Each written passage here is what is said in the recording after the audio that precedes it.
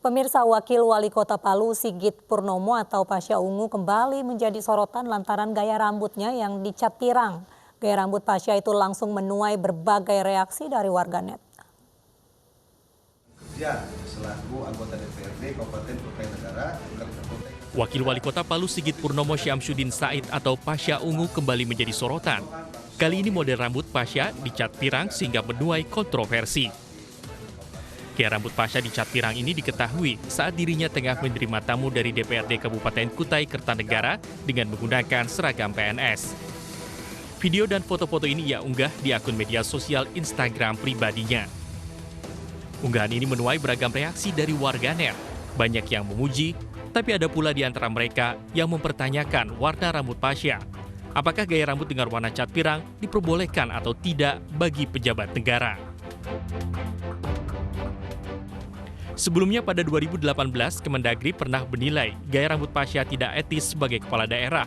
Saat itu Pasha memotong rambutnya dengan gaya kuncir belakang. Kemendagri menyebut gaya berpakaian menjadi salah satu poin yang diatur dalam undang-undang.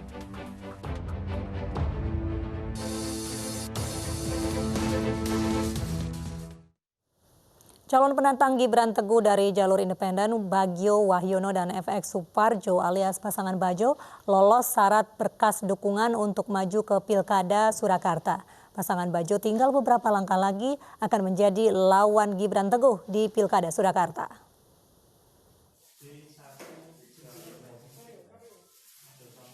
Bakal pasangan calon Bagio Wahyono dan FX Suparjo telah menyerahkan berkas dukungan perbaikan sebanyak 21.023 ke KPU sebagai syarat bertarung di Pilkada Surakarta 2020.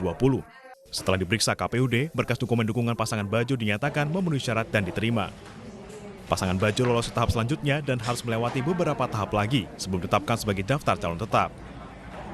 Dari 21.063 tersebut, kami melakukan proses mengecek kelengkapan dari dokumen tersebut, yaitu sejumlah 19.551 B1 KWK persoalan perbaikan dinyatakan lengkap. Sedangkan yang tidak lengkap yaitu sejumlah 1.512 dokumen dengan jumlah persebaran 5 kecamatan. Selanjutnya adalah tahapan verifikasi administrasi yang berlangsung dari tanggal 27 Juli hingga 4 Agustus 2020. Demikian informasi yang kami sampaikan ke teman-teman jurnalis. Jika pasangan yang berprofesi sebagai penjahit dan ketua RW ini lolos tahap verifikasi administrasi dari tingkat kelurahan hingga kecamatan, maka pasangan Bajo akan mengukir sejarah sebagai pasangan cawali dan cawawali pertama dari jalur independen di Pilkada Surakarta. Dari Surakarta, Jawa Tengah, Septiantoro, iNews melaporkan. Gibran Raka Buming Raka mendapat pesaing lain di Pilkada Surakarta 2020.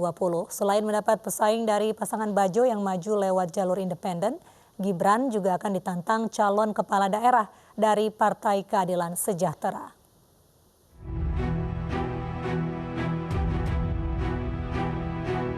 Partai Keadilan Sejahtera menyiapkan penantang untuk putra Presiden Joko Widodo Gibran Raka Buming Raka yang diusung PDI Perjuangan.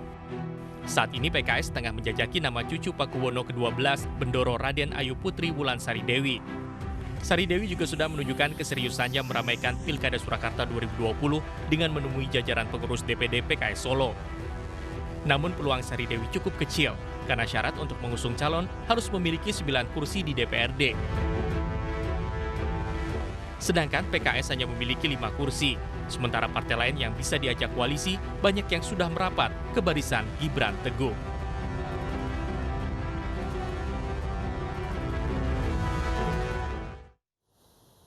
Pemirsa, kita ke informasi di mana Masjid Istiqlal memutuskan tetap tidak mengadakan kegiatan apapun saat Hari Raya Idul Adha nanti. Bahkan pembagian daging kurban akan langsung didistribusikan ke masjid-masjid.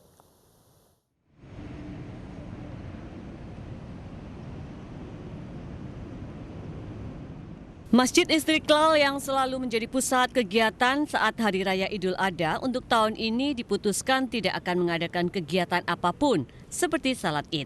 Hal ini mengingat kapasitas Masjid Istiqlal yang bisa mencapai hingga 200.000 orang dan akan memakan waktu jika harus memenuhi protokol kesehatan di tengah pandemi sebelum masuk ke dalam masjid. Faktor renovasi bangunan yang belum sempurna hingga kini juga menjadi alasan Masjid Istiqlal tidak terbuka untuk umum saat Hari Raya Idul Adha. Iya, jadi setelah kita mengukur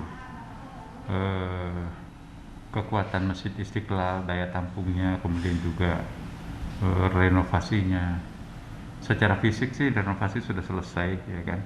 Tetapi dari beberapa hal ya masih memerlukan pertimbangan lain, antara lain adalah protokol kesehatan kita ini.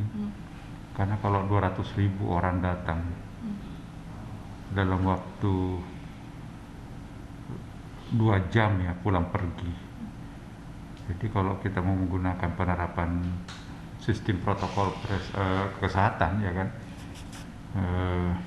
termometer saja kalikanlah 10 detik per orang kali 200.000 orang, itu kita memerlukan waktu sekitar 4-5 jam. Pembagian daging kurban juga akan dilakukan dengan langsung mendistribusikan ke masjid lain serta panti asuhan atau menyerahkan hewan kurban hidup untuk dipotong.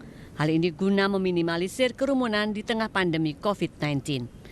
Dari Jakarta, Armalina Arif Tribawono, iNews melaporkan. Pemirsa, jelang Idul Adha, tempat penjualan hewan kurban di Depok, Jawa Barat harus mematuhi protokol kesehatan. Protokol kesehatan dijalankan agar hewan tetap sehat serta petugas pemotongan hewan terhindar dari COVID-19. Berapa menit lagi? Mulai gambar dulu kegiatan. Dinas Ketahanan Pangan Pertanian dan Perikanan Kota Depok, Wali Kota Depok, dan dokter hewan meninjau kondisi kesehatan hewan kurban dan tempat penjual hewan. Sesuai dengan surat edaran Wali Kota Depok, untuk setiap penjual harus melaporkan ke dinas terkait untuk penjualan hewan kurban. Apabila hewan kurban dinyatakan sehat, akan diberikan PIN sehat dan siap dijual. Sapi sehat itu asal sapi itu makannya nafsu ini ya sehat gitu. Setahu saya kan peternak jadi taunya gitu. Kalau sapi kurang sehat itu pasti makannya nggak mau. Gitu. Tadi yang saya katakan penyembelih harus punya tanda non-reaktif dalam hal rapid test. Kita lihat dia sudah punya belum. Kalau belum punya segera laporan ke dinas. Nanti dinas hubungan dengan dinas kesehatan untuk dilakukan rapid test agar terpantau. Ya, kadang-kadang kan mungkin ya kadang-kadang nanti penyembelihnya dari lintas RW. Nah lintas RW, nah ini harus dipantau benar. Masyarakat diimbau untuk tidak hadir atau melihat langsung proses pemotongan hewan kurban untuk menghindari kerumunan. Nantinya daging kurban akan didistribusikan ke rumah warga masing-masing. Dari Depok, Jawa Barat, Mahathir Muhammad, Sugi Cahyadi, Rizky Yulianto, iNews melaporkan. Komisi Fatwa Majelis Ulama Indonesia mengeluarkan imbauan resmi soal pelaksanaan ibadah sholat Idul Adha dan juga pelaksanaan kurban pada 1441 Hijriah yang berlangsung di tengah pandemi virus corona. Sekretaris Komisi Fatwa MUI Asrorun Niam mengatakan sholat Idul Adha pada 10 Zulhijjah atau Jumat 31 Juli hukumnya sunnah muakkad. Ia mengimbau untuk daerah yang belum sepenuhnya terkendali harus terus mempertimbangkan kondisi faktual.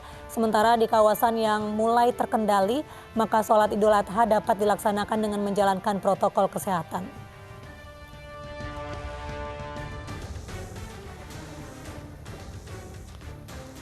MUI juga menganjurkan penyembelihan hewan kurban dilakukan di rumah pemotongan hewan dan menghindar dari kerumunan.